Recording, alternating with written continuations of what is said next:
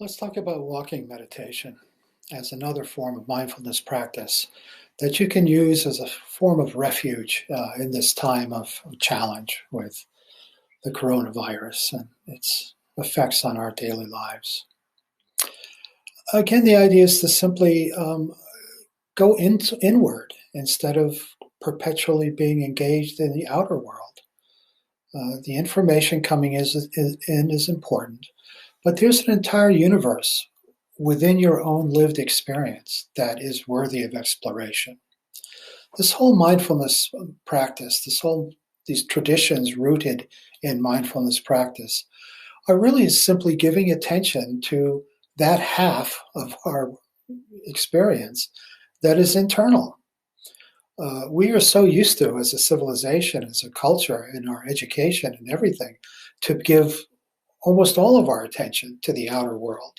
How do we change things out there to get what I want or to meet my needs or desires? But mindfulness practice is a way of turning inward instead of outward and exploring at great length and with great detail what exactly is going on moment by moment.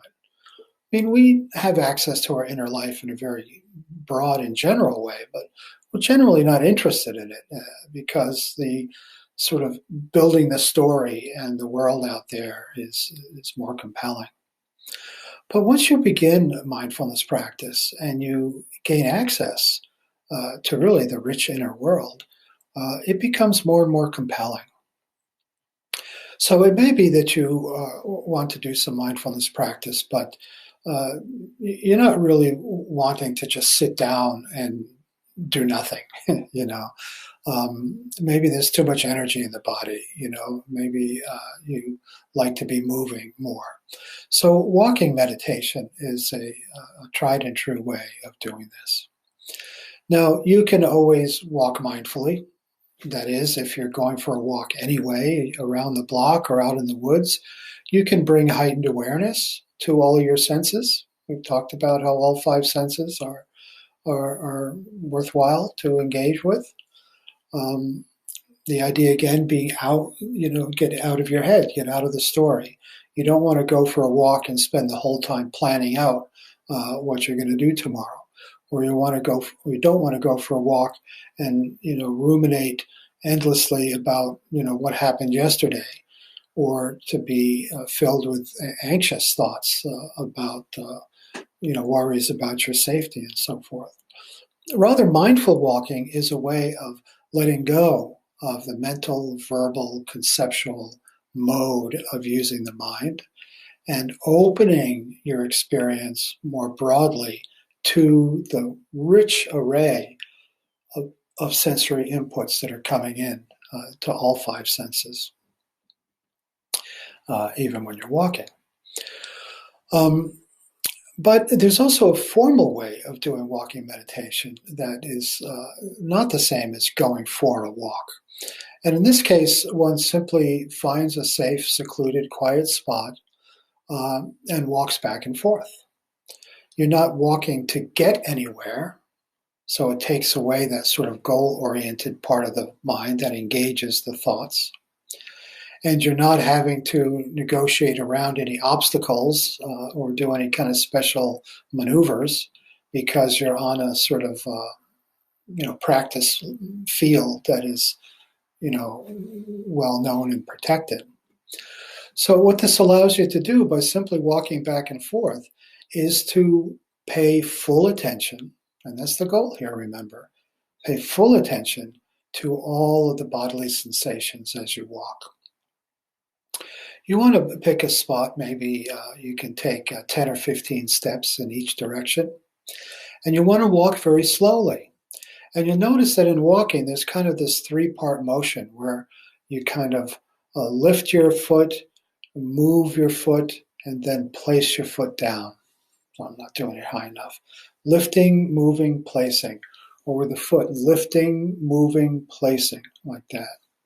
And first your right foot, and then your left foot, then your right and your left. And in each case, you're lifting one foot, moving it forward, and then placing it down.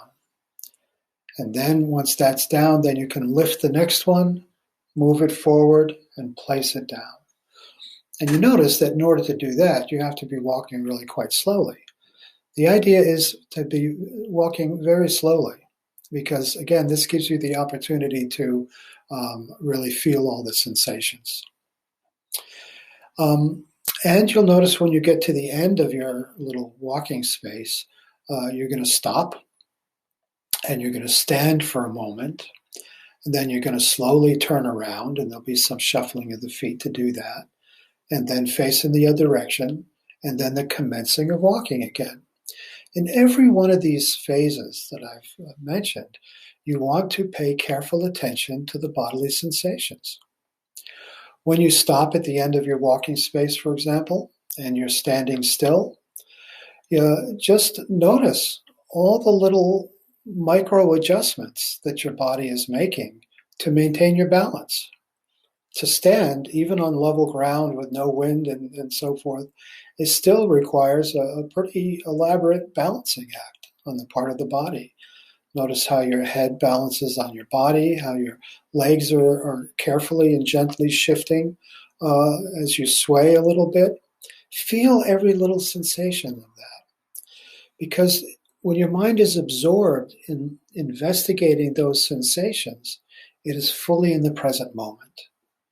You can't at the same time be thinking about other things, not to be fully engaged, mindfully engaged with what you're doing. And so slowly turning around and then lifting, moving, placing. There's 3 movements each time. And lifting, you want to just feel the lifting. And moving, you just want to feel what it's like to move.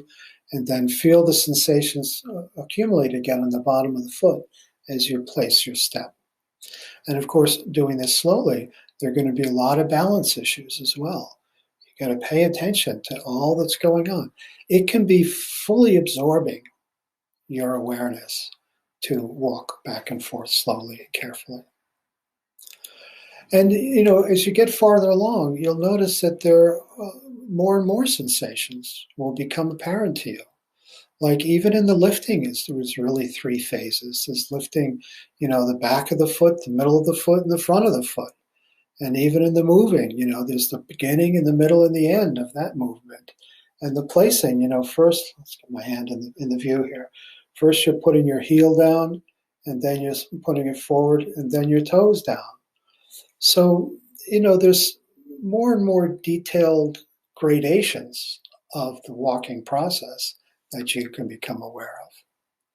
So this is, again, a way of taking refuge in the bodily sensations in the inner universe that's unfolding by shifting your awareness from the outside world and all the conceptual storyline required to interpret and negotiate that. And for a little while, maybe half an hour at a time, just turn your attention inward instead. It's a destination that's always available to you. It's always soothing and reassuring as long as you're not cogitating and ruminating in your internal life. If you're only aware of thoughts, if you sit down for meditation or you go for a walk or do walking meditation and you're constantly thinking the same thoughts again and again and again, then that's not a refuge. You're really just going and engaging with what you're trying to get away from in the first place. But the idea is not to stop the mind in any way or to empty the mind of thoughts. What you're trying to do instead is fill the mind with sensation. If you fill the senses, the mind, the thought modality will not have any place to land, will not have any access. It's always there. And again, it's important. There's nothing wrong with thinking. But what you want to do, especially in times like this, is give yourself a break from all of that and enter into the inner world and just explore with fascination the rich world universe of sensations that's unfolding within your body, micro sensation after micro sensation, even as things as simple as breathing and walking.